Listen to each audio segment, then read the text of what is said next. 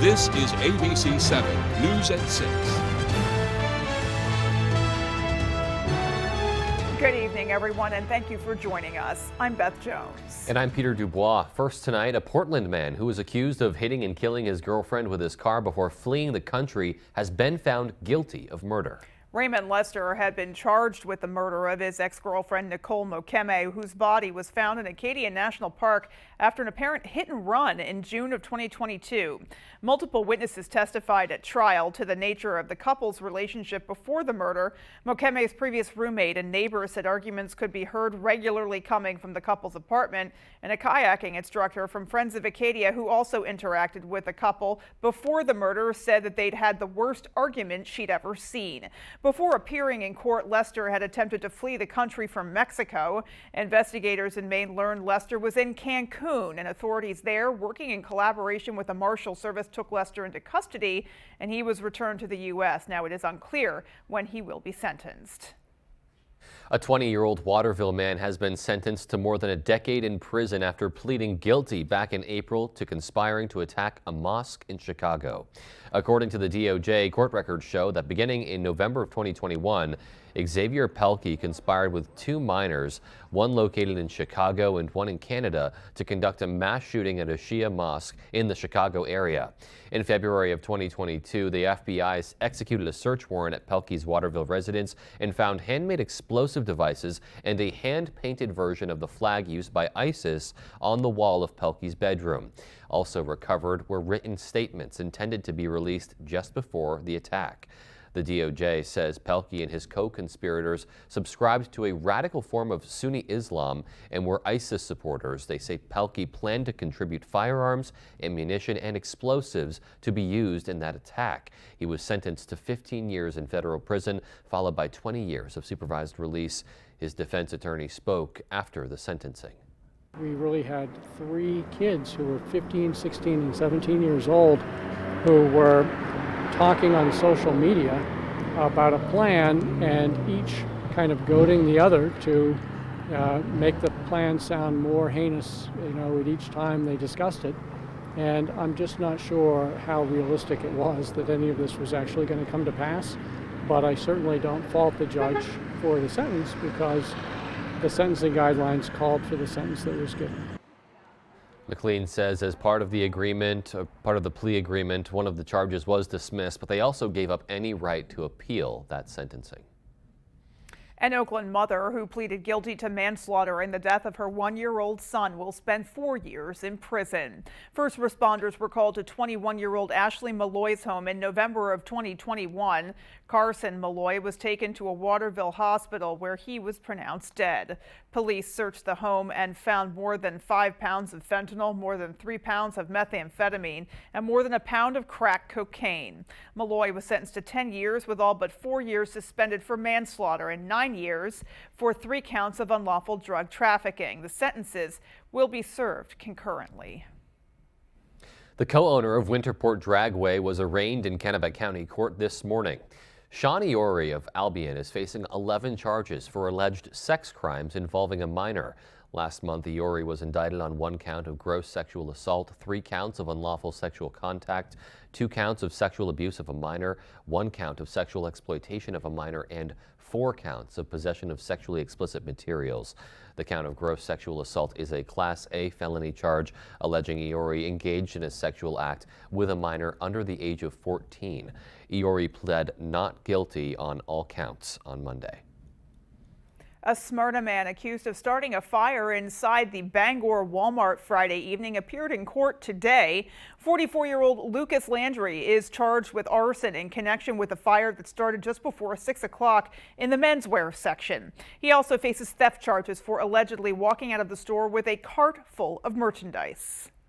A review of the video shows that as soon as he's walking away, there's smoke coming from the area, from the exact place where his hands were.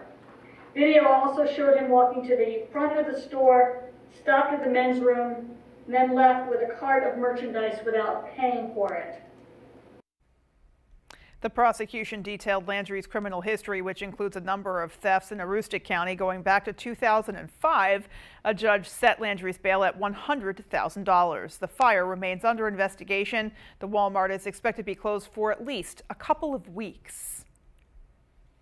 2 senators from Maine are asking the U.S. Army Inspector General to provide a full accounting of interactions with a reservist before he killed 18 people at a bowling alley and bar in Lewiston. U.S. Senators Angus King and Susan Collins told Lieutenant General Donna Martin in a letter Monday that it's important to understand, quote, what occurred or failed to occur at the federal level, including the Army. The senators posed several questions, including under what circumstances the Army reports personnel to the National Instant Criminal Background Check System. Fellow soldiers expressed concerns about Robert Card's mental health before the October 25th shootings. An Army spokesperson confirmed the letter was received and that the Inspector General will, quote, work towards getting a response. 2 people escaped an early morning fire in Waterville. Fire crews were called to 45 Drummond Street just before 2 o'clock this morning. Officials say a woman sleeping in the home awoke to a glow along the wall in the bedroom she was in and called 911. She and her son were able to get out of the home without any injuries. When firefighters arrived, they found flames on the 2nd floor and in the attic. Officials say the fire started in the attic space above the bedrooms. The cause of the fire is still under investigation. And we have some sad news to share with you tonight. A Maine icon has died. According to Pat's Pizza's official Facebook page, Carl Bruce Farnsworth, also known as Pat Jr., has passed away. A familiar face behind the counter in Orono, always talking to customers and interacting with the kids. Farnsworth's family says they plan to have a celebration of life in the spring. There is a plan as well to hold a charity car show in the future to help remember Pat Jr.'s love of cars. The family says they appreciate all the love and support they've received. And everybody loves a charity car show, so what a great way to honor someone's legacy doing something like that. Yeah, someone who definitely will be missed. Alrighty, well, let's go ahead and hit pause here. We'll take a peek outside and a first check of our forecast. Hey, Beth and Peter, thank you. Happy Monday. Look at us today. High temperatures up near 40, so noticeably colder today and cloudy. And now the rain showers are on the way. Lots of clouds out there currently, but look at the rain showers just over here. That's all moving in our direction for tonight. And throughout the day tomorrow, there could be a couple wet snowflakes in there as well, especially after midnight tonight. All right, so rain looks like this. Probably a 1/4-inch rainfall is on the way between tonight and early parts of Tuesday. So overall, some light rain showers are on the way. Our forecast then tonight, though, is clouding over. Rain showers are likely. A couple wet snowflakes in there as well, with low temperatures rising into the 40s. Your full forecast is coming up. Beth and Peter. I hear wet snow, and all I can think of is slow down on your commute. Yes, please and thank you. Absolutely. Keep that in mind. Well, coming up on ABC 7 News at 6, our Grace Blanchard will give us an in-depth look at Bangor's highly competitive city council election. And we'll have a breakdown of ballot questions 5, 6, and 7 with our Jody Hersey. All of that and much more as ABC 7 News at 6 continues. There's too much uncertainty around Pine Tree Power. It's a mystery bag that will cost Mainers billions. It will mean tremendous uncertainty for workers, say Maine's labor leaders. Business leaders say it will mean higher rates with no guarantee of better service. And Governor Mills says, let's not gamble with our future. Vote no on question 3. Please join leading Maine voices and vote no on 3. It's a bad idea for Maine. Something that shouldn't be so hard, finding matching socks. Something else that shouldn't be so hard, finding and enrolling in a health insurance plan that covers things you actually need. Good thing here in Maine, we have CoverMe.gov. Here you can search health insurance options, choose the plan that works for you, and get financial help to pay premiums. A plan that fits, a price that works. We've got you covered at CoverMe.gov. That's CoverMe.gov. Toyota has 20 different all-wheel drive or four-wheel drive models to conquer the elements, like the tough, full-size Toyota Tundra, designed, engineered, and built in the USA. See your New England Toyota dealer, your all-wheel drive headquarters. Toyota, let's go places. Harris Lumber is locally owned and has been serving the Pequot region for more than 50 years. See them for all your projects, big or small. Customer service is their #1 priority. And with a full line of lumber and hardware items, they can also deliver to your job site. Harris Lumber, Milo. My father started a roofing company in the 1970s. Back when asbestos was still commonly used in Maine. When George was diagnosed with mesothelioma, we knew there wasn't a cure yet, but we knew he needed help. We called Joe Bornstein's office because this family means business. Their team is handling everything, representing Mainers who were victims of asbestos exposure. We highly recommend the law offices of Joe Bornstein. Call Joe today for a free case evaluation. There's never a fee unless you win. Maine, the wait is over. DraftKings Sportsbook is officially live. That means betting legally on same-game parlays, spreads, money lines, props, and more. Anytime and anywhere across the state. So get hyped, Maine. Download the app today and get this exclusive offer now. Life's more fun when you're in on the action. The crown is yours. You're watching ABC 7 Bangor.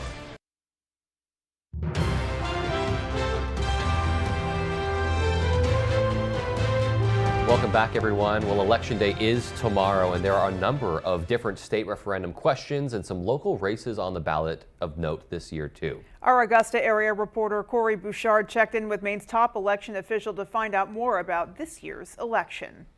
3 seats are up for grabs on the Bangor City Council, and 8 candidates have been working to claim. It's like Christmas for election workers everywhere. It's our favorite day of the year. Election clerks are busy getting their polling locations ready, getting prepped. Secretary of State Shenna Bellows is Maine's top election official. Her job is to make sure Maine's elections are free and fair. Voters should be very confident that their votes will be counted accurately after the election when the polls close at 8 o'clock. Now, keep in mind, we have a number of checks and balances. We have the gold standard in election security, that is the paper ballot. Additionally, when those ballots are tabulated after the polls close, representatives from the different campaigns, as well as Republican and Democratic poll watchers, can be present to watch the votes counted. And there are checks and balances both at the local level with multiple people signing off on the tallies and the state level, where we're reviewing those totals before releasing the official statewide totals. Secretary Bellows adds typically odd-year elections don't have as large of a turnout as elections that have political candidates running. But already they're seeing a large turnout of absentee ballots. So far, more than 75,000 Mainers have already returned absentee ballots. About 100,000 Mainers had requested those. We expect more of those ballots to be returned. ABC 7 and Fox 22 will have your complete coverage with Maine Decides 2023 on air and online. In Augusta, I'm Corey Bouchard for ABC 7 and Fox 22 News. Bangor residents will also be voting to fill 3 open seats on the Bangor City Council. Now, 8 people are running in what's become a competitive and controversial election. Our Grace Blanchard goes over it for us.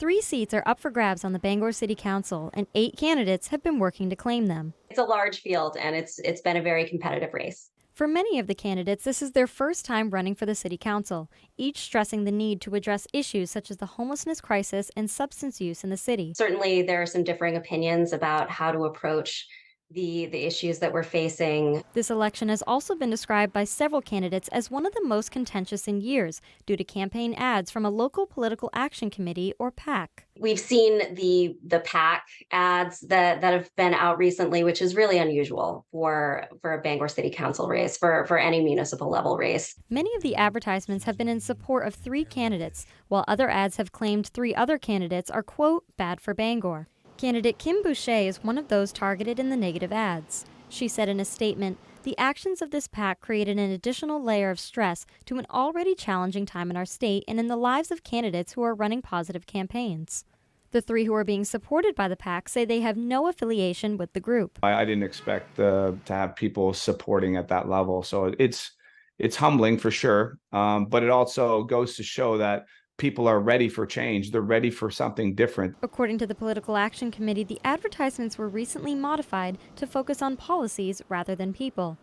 They said in a statement they are, quote, focused on the singular issue of wanting the Bangor City Council to make the safety of its residents its first priority. While I don't appear in the ads on either side, I want to say that these tactics have no place in our city, and I hope that those behind it will think better of sowing fear and division, especially now when we need each other the most.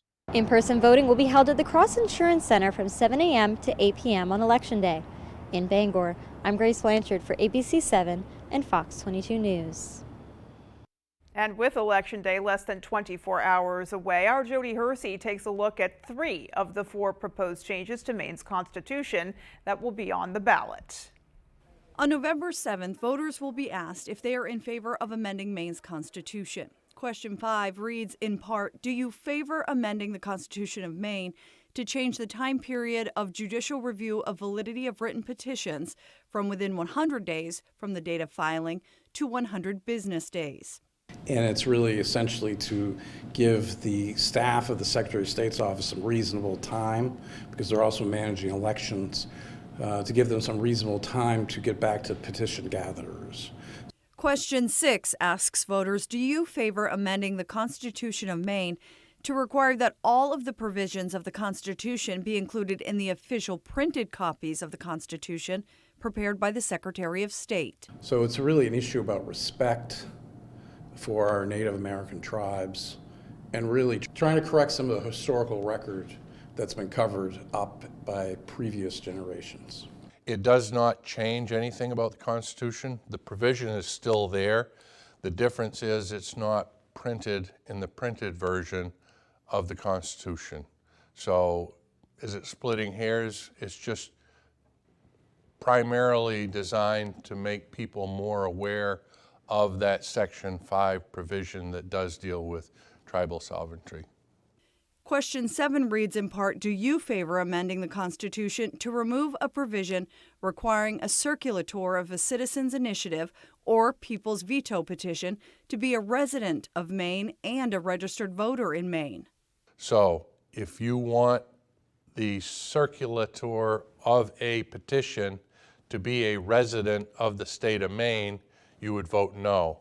If you are okay with out-of-state people coming in and circulating petitions, you could vote yes. In Bangor, I'm Jody Hersey for ABC 7 and Fox 22 News. And still to come on ABC 7 News at 6, our Doug Banks takes us to a flag raising ceremony at UMaine's Fogler Library. And in sports, Maine women's soccer is headed to the NCAA tournament. We'll find out their opponent and how they're feeling when we come right back. Finding the right vehicle for you and your family can be a daunting task. At Varney Buick GMC, our expert staff is here to make the journey as painless as possible. Our goal is to get you and your family in a vehicle that will best fit into your lifestyle. Communication is key, and our team makes sure to be completely transparent throughout the process, informing you on all of your options. Come experience Varney value, only at Varney Buick GMC. To keep the doors open as long as we have, the customers always come first. And that's why we're against Question 3. Question 3 costs $13.5 billion. That's billion with a B, which could mean higher taxes for all Mainers. It turns our power grid over to the politicians, the same politicians that take money from the oil and gas companies. They put themselves first, not us. Question 3 is a risk Mainers cannot afford. With AAA insurance, by bundling our home and auto policies, we saved over $450. And we were shocked at the savings. When we switched to AAA auto insurance and bundled our policies, we were able to save over $400 every year. Switch to AAA insurance today, and you could save an average of $483 on auto insurance. Compare that to State Farm, Geico, even Allstate. Call now for your free AAA full picture quote to find out how much you could save. Well, my passion is hang gliding. I've been doing it for over 30 years, and it's like flying. I mean, it's like everything you always dreamed about. AAA insurance helps us save more.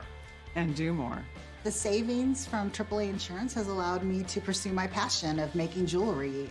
It's great to have a little bit of extra cash to do something that you love. To find out how much you could save by switching to AAA insurance, call 866-460-1310 for your free AAA full picture quote today. You'll be glad you did.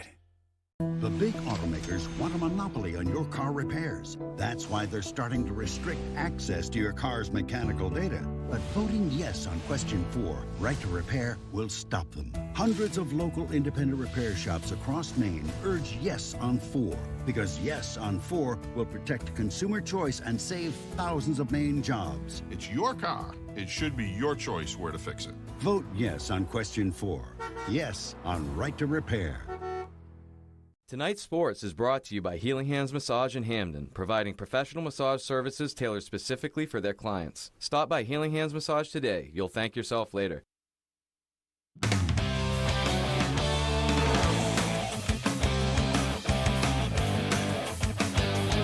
Welcome back in, everyone. Thank you for staying with us. Let's start with some soccer news here. Maine women's soccer on Sunday capturing their first ever America East Championship. The Black Bears beat 4th-ranked UMass Lowell 3-2 in overtime in that championship game.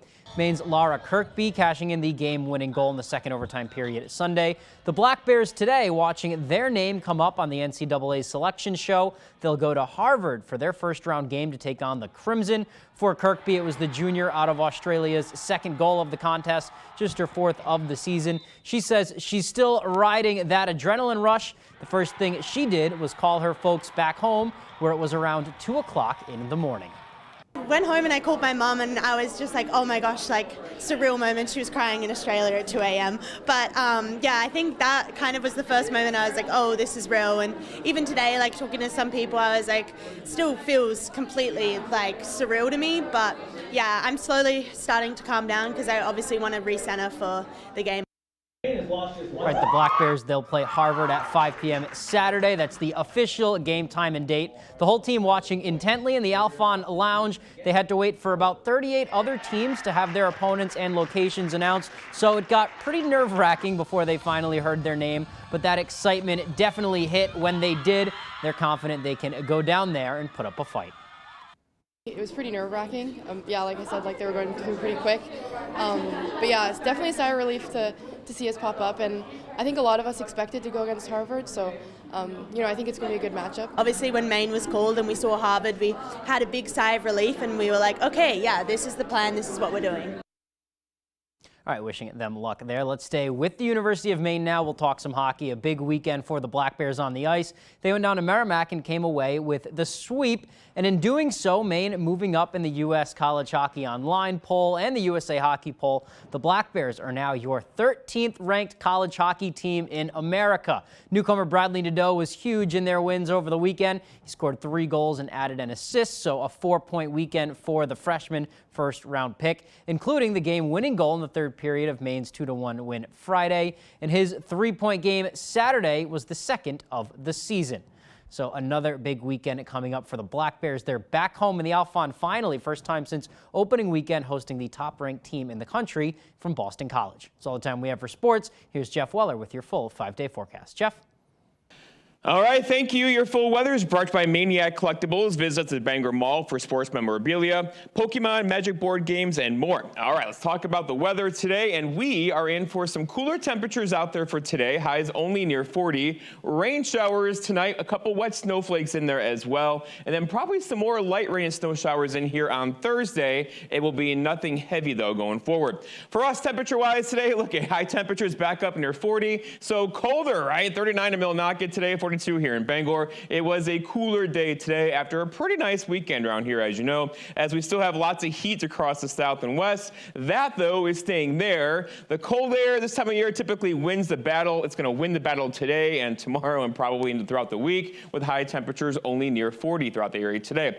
All right, the wind today out of the north for a while. It's going to switch, though, tonight out of the west and then southwest. Going to get a little gusty, too. We could have wind gusts tonight near 30 and wind gusts throughout the day tomorrow near 30 as well, and probably into Wednesday afternoon as we have quite a windy system on the way. Here it comes now. Clouds are increasing as we speak. Rain showers likely in here, probably after midnight tonight. And all of this is moving this way. So there could be a couple wet snowflakes in there tonight. No accumulation at all, but overall, look for light rain showers tonight and throughout the day tomorrow as all of this goes that way. Then here comes a second system right there. That that one could bring us a couple light rain and or snow showers on Thursday. Until then, though, this guy here is moving this way and bringing us those rain showers for tonight and throughout the day tomorrow. Let's walk you through. So here's tonight, lots of clouds out there and some rain showers. Here's tomorrow, 7:30. We could get a break in the rain for many hours tomorrow, followed by more rain showers throughout the afternoon.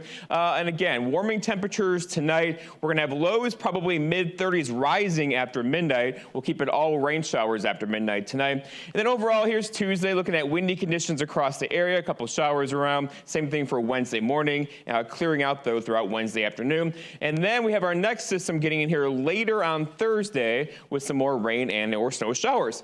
All right, so looking at precipitation, this is not going to be a heavy rain event at all. We're talking maybe a 1/4 of an inch of rainfall, but just know you'll likely need your wipers out there tonight and tomorrow if you're driving around.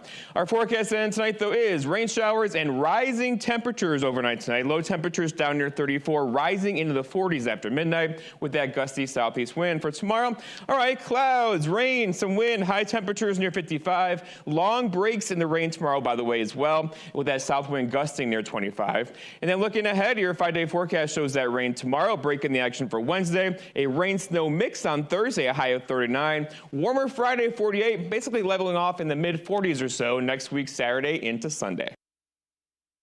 I would say the only sunshine in that whole block was the awesome athletic performances coming out of UMaine. Yes, seriously, that's a good way to put it. Yeah. All right, well, there's still more to come after the break. Stay with us.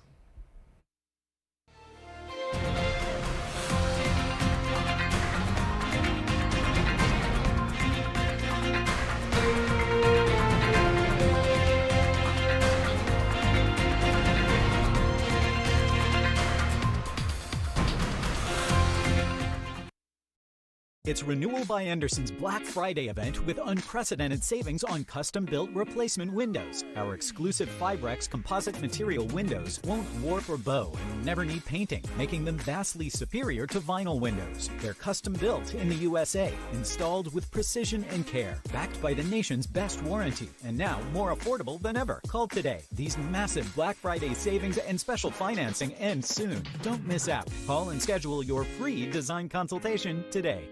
Do you want to improve or upgrade your home?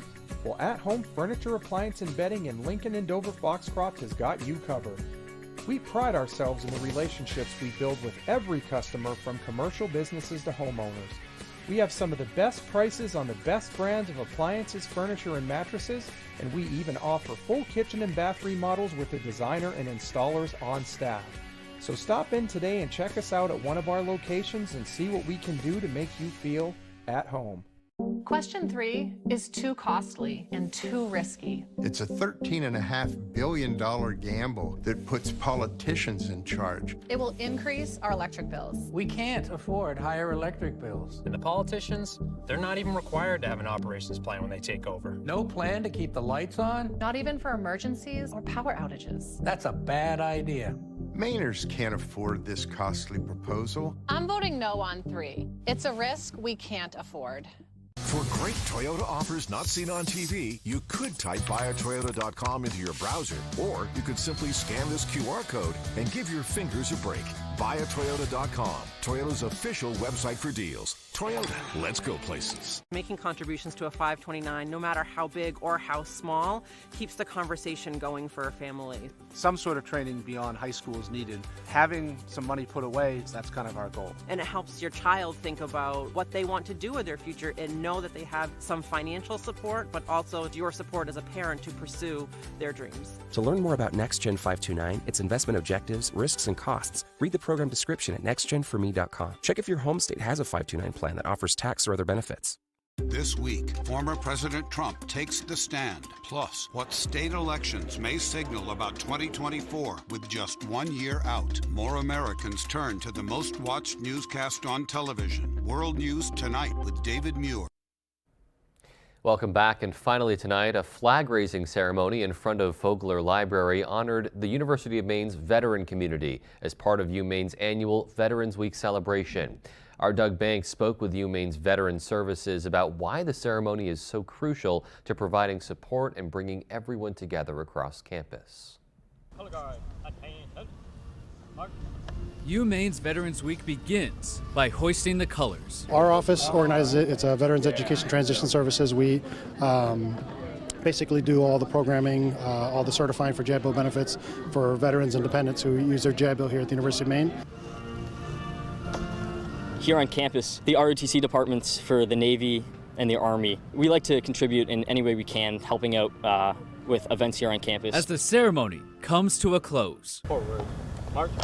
A barbecue at the MLK Plaza helps bring UMaine's Navy and Light Blues to the same table with the greens of a military uniform. An appreciation of students and teachers who were involved in the military. There are over 300 veterans associated here at the University of Maine, and this week's events not only honors them, but supports those who served well after Veterans Day passes. It's good to recognize the veterans and maybe kind of demystify some of the stigma that comes along with being a veteran or associated with veterans. For additional information about UMaine's Veterans Week and their services, visit foxbangor.com. It's important for us as a veteran center to make sure that they have a place to go where they can connect with the community. In Orono, Doug Banks, ABC 7 and Fox 22 News.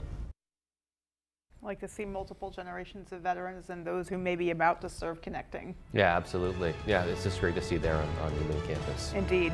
All right, folks, that's going to do it for us. Good night. Good night, everyone.